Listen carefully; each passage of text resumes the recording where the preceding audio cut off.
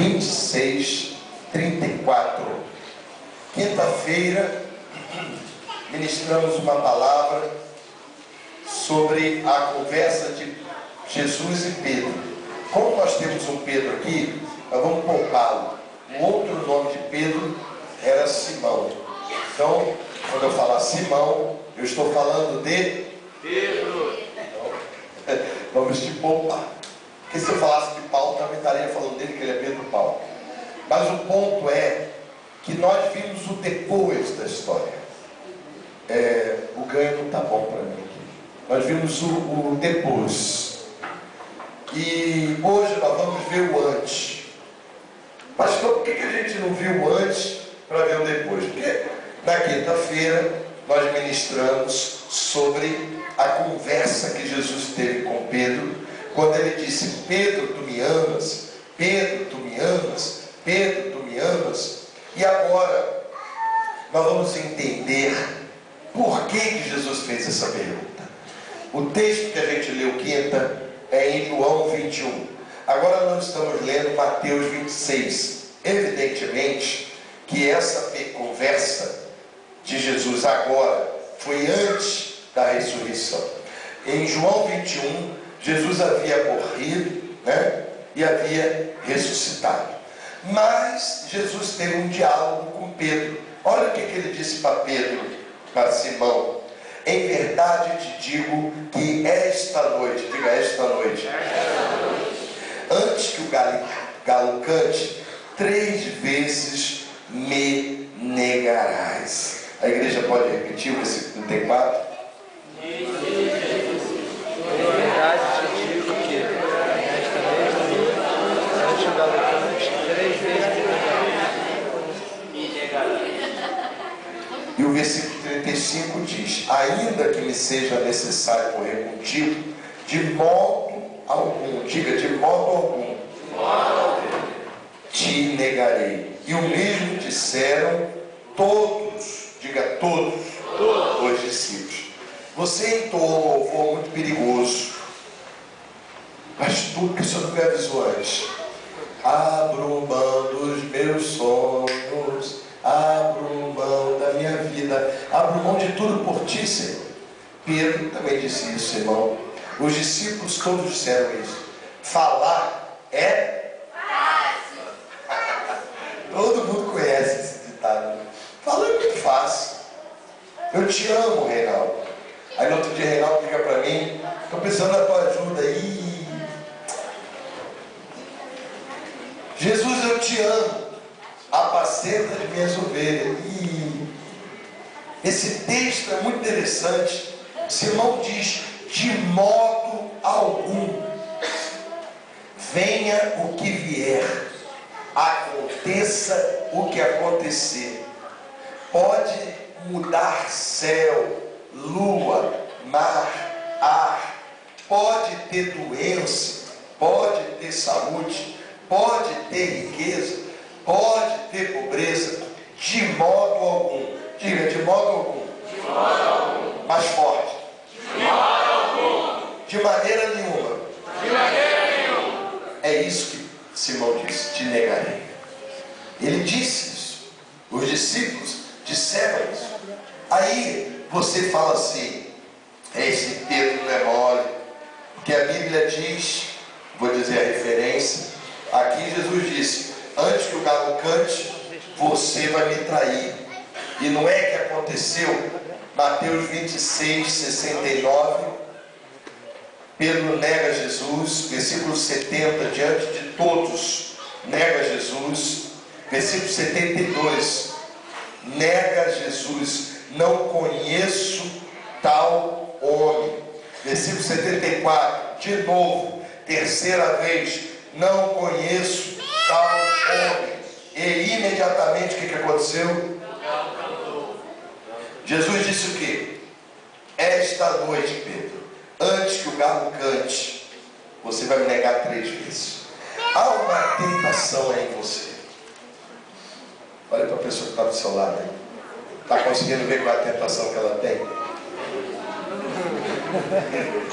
Ela está tentada agora. Ela está tentada a dizer: esse Pedro não presta, esse Pedro é um safado, esse Pedro é um sem vergonha. O Simão, né? O Simão.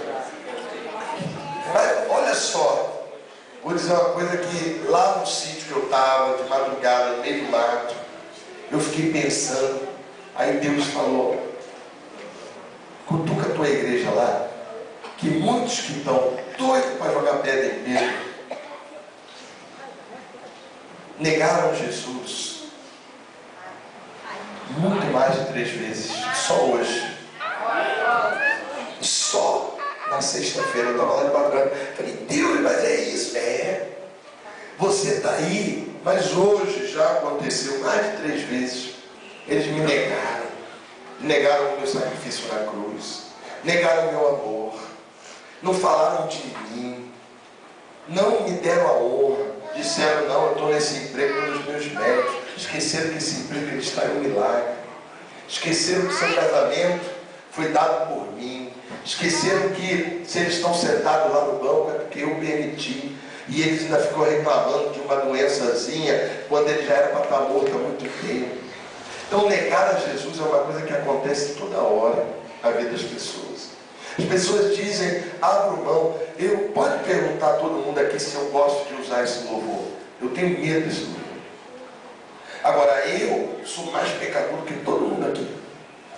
Mas eu abri mão do meu sonho de ser da Marinha. Estaria perto agora de me aposentar. Eu tinha um carro automático, Mitsubishi, abri mão dele. Eu tinha vários sonhos e abri mão pelo Senhor. E você? Você já abriu mão de uma coisinha por Deus? Sabe, hoje eu estou aqui para dizer a você que quando Jesus perguntou a ele 3 vezes, e na terceira que doeu, é porque na primeira, quando Jesus perguntou, ele nem lembrava desse episódio. Jesus já tinha sido glorificado. Jesus foi preso. Pedro foi lá, pegou um soldado, cortou a orelha do soldado, Jesus curou. Jesus foi crucificado, Pedro viu aquele sofrimento. Eu quero te dizer que quando você está no perrengue, no sofrimento, na dor, você lembra de cada vírgula, de cada situação, você se remói, você fica angustiado. Mas quando vem a vitória e o alívio, você esquece ou não? É mentira. Quando você está no meio da tempestade, da turbulência, da situação complicada, você está sofrendo e você lembra tudo. Mas quando vem a vitória, você esquece tudo, sim ou não? Só um sádico. A Laura que fala que eu sou, que eu fico às vezes abrindo no notebook, a foto da Hillary desse tamanho. Ela tinha isso daí. Eu digo: não, eu quero ver de onde eu vim para onde eu estou. Né, Lilinha? Vem cá, Lilinha. Pode aplaudir ao Senhor.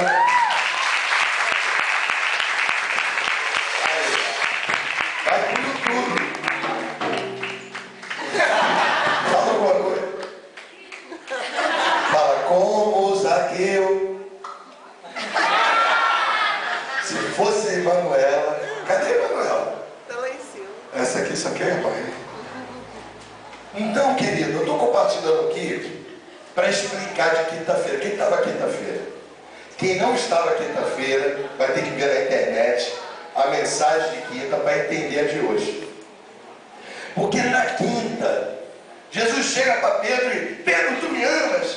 Ah, Jesus está ressurreto, venceu o diabo, venceu a morte. Eu nem lembro que ele foi crucificado, eu nem lembro que ele disse que eu ia negá-lo, eu nem lembro que eu neguei ele 3 vezes e o galo cantou. Aí diz Pedro: ah, eu te amo.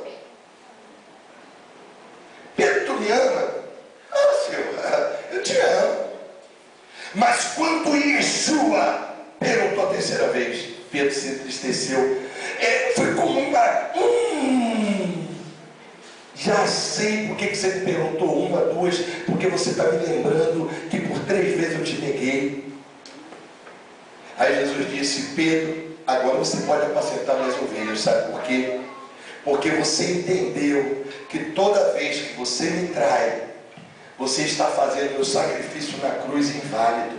Você está fazendo porque não tenha valido a pena eu ter poupado as vezes que você era para ter morrido. Há uma pessoa que foi no retiro da nossa igreja e me contou para outros sua história de vida. Olha, já era para ter morrido um monte de vezes, não morreu porque Deus e não está aqui agora. Eu disse para ela, ó, não me responsabilize. Porque tem gente que Deus tem um plano tão grande, que o diabo tem medo. O diabo não sabe os planos de Deus. Mas ele é tão esperto que ele percebe o seguinte: há famílias que todos são destruídos, desgraçados, sem futuro, sem projeção, sem nada. Um deles aparece no barreirão. Aí, pum, é liberto do demônio.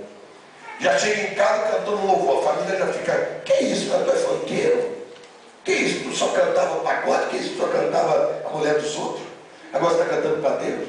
Então aquela pessoa vai quebrar a maldição de gerações e gerações. Então o diabo se estremece. Porque você imagina o que é quebrar uma geração. Eu vou falar uma coisa que talvez as pessoas nunca ouviram. Por isso que conversar nessa hora é muito complicado, porque talvez você nunca ouviu isso. Quando você quebra uma maldição, você quebra não só para frente, como para trás. Você quebra tudo que foi feito no passado. Então você vai desencapetando e libertando toda a sua família. Como a partir dali os seus filhos, netos, bisnetos não serão mais ponto de contato do diabo. Se isso é verdade na sua vida, se expresse no mundo. Então, ouça, eu preciso dar essa palavra para você. Quando Jesus olha para você, você talvez não está negando Jesus naquela situação, mas quando você impede o fluir de Deus na tua vida, quando você diz assim: Espírito Santo pode ir até aqui, mas até aqui não, eu quero te dizer que você prega melhor que eu, por favor, venha para cá para eu viajar um pouquinho. Se libere, deixe o Espírito Santo tomar você. Abra sua boca. Pastor, como é que é esse negócio de língua? Alguém falou com a Stephanie, seu pai, antes ele falava uma coisa, agora fala outra. Claro, o satanista falava uma coisa, liberto fala outra. Paulo era Saulo, virou Paulo. Abraão virou Abraão. Jacó virou Israel. E eu não posso ser pentecostal. Amém. Então, meu querido, se expresse diante de Deus. Abra sua mente para Deus. Aqui na nossa igreja a gente colocou lá esse nome. Aí o bairro, né, os fofoqueiros, o fofoqueiro gosta, eles ficam assim: e aquela igreja lá é a igreja de Yeshua. Crente está fazendo mal, está fazendo bem, é de Yeshua. Obrigado, Maria, doutor, é de Yeshua, porque o nome dele é Yeshua. Se você fala Jesus, o demônio não liga muito não. O demônio conhece Jesus, ele não é brasileiro, sabia? O demônio não é brasileiro, ele é um espírito. Então você fala Jesus, não sai não. Você fala Jesus, Jesus Cristo, eu não sou espanhol. Agora você fala, ó, você conhece Yeshua, Yeshua HaMashiach, o filho do El Shaddai. Pode sair daí, seu capeta, porque você está entendendo o que eu estou falando e o nome dele é maior do que o teu. Aí o demônio diz: por isso que tem pessoas que têm medo desse nome. Por isso que até há uma entidade afro, não sei o quê, que é negócio de Exu. Não tem nada a ver com Yeshua. É que nem alho e bugalho. Entendeu? Na hora que era para tu falar, tu não falou. Aí agora você quer chamar a atenção. Eu quero finalizar essa palavra. Olha, pastor garotão, ó. Amanhã eu estou na academia. Amanhã vem. Para pegar leve. Eu quero terminar essa palavra dizendo o seguinte: qual o objetivo da mensagem de hoje? João 3,16. Vamos abrir, porque há um lugar de adoração ao Senhor, há um lugar de refrigério ao Senhor. Eu, quinta-feira, esquentei a chapa. Presta atenção, igreja. Se alguém abrir a Bíblia, você vai decorar esse texto. Hoje, eu te expliquei por que Jesus perguntou a Pedro: tu me amas 3 vezes, para lembrar onde ele nunca traiu. E hoje eu quero te falar que Deus amou o Ricardo, Deus amou o José Ricardo Pimentel.